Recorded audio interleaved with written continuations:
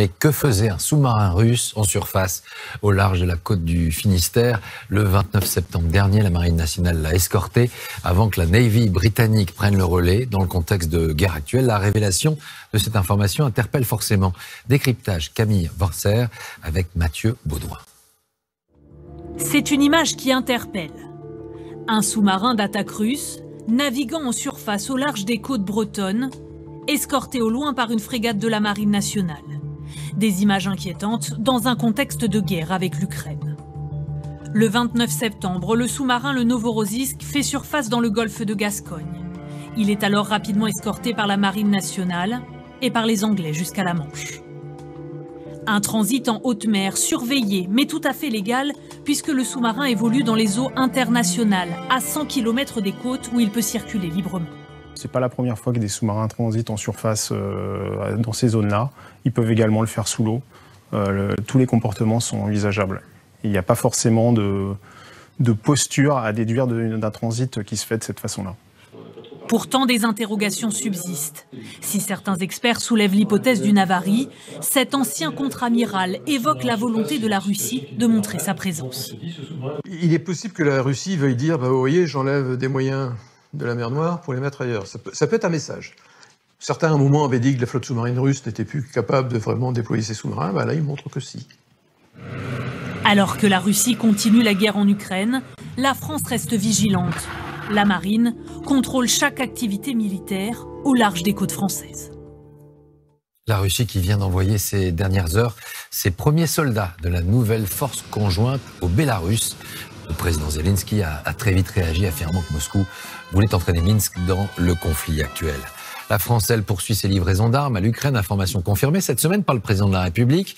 En parallèle, une question apparaît. Comment armer l'Ukraine sans désarmer l'armée française sur le flanc Est? Dans quel état est aujourd'hui notre défense? Nous avons notre force de dissuasion. Nous bénéficions de la solidarité de l'OTAN, mais serions-nous capables de faire face à une offensive terrestre classique? On voit ça avec Diane Schlinger, Dorothée Olyric, Pascal Caron. Des combats de haute intensité. Un front à tenir, coûte que coûte. Une guerre conventionnelle comme l'Europe croyait ne plus jamais en connaître. Le conflit en Ukraine a ravivé les fantômes du passé et fait rejaillir cette question. L'armée française a-t-elle la capacité de défendre l'Hexagone? Il y a 3 jours à peine, sur notre antenne, Emmanuel Macron s'en préoccupait. C'est exactement le problème qu'on se pose à chaque fois. Et c'est pour ça aussi qu'on ne peut pas livrer autant que parfois les Ukrainiennes et les Ukrainiens le demandent.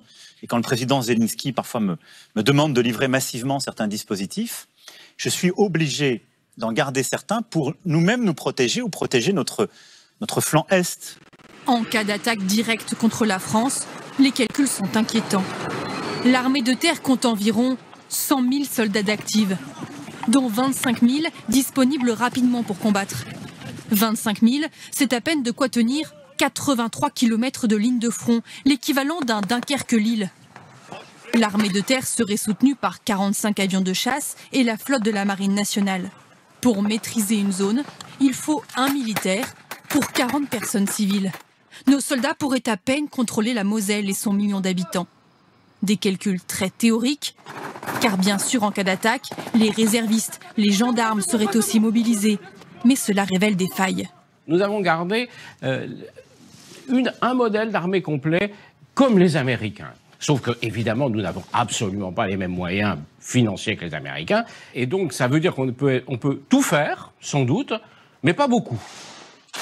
En livrant 18 canons César à l'Ukraine, la France s'est privée d'un quart de ce type d'équipement. Ces derniers mois l'ont démontré, notre armée manque de quantité, de masse en hommes et en matériel. Les chars russes étaient nombreux à être détruits, je crois qu'ils en ont perdu 1000. Or, au regard des 220 autres, c'est vrai que en quelques semaines de guerre, on n'aurait plus de chars. Le résultat de plus de 30 ans de choix politiques.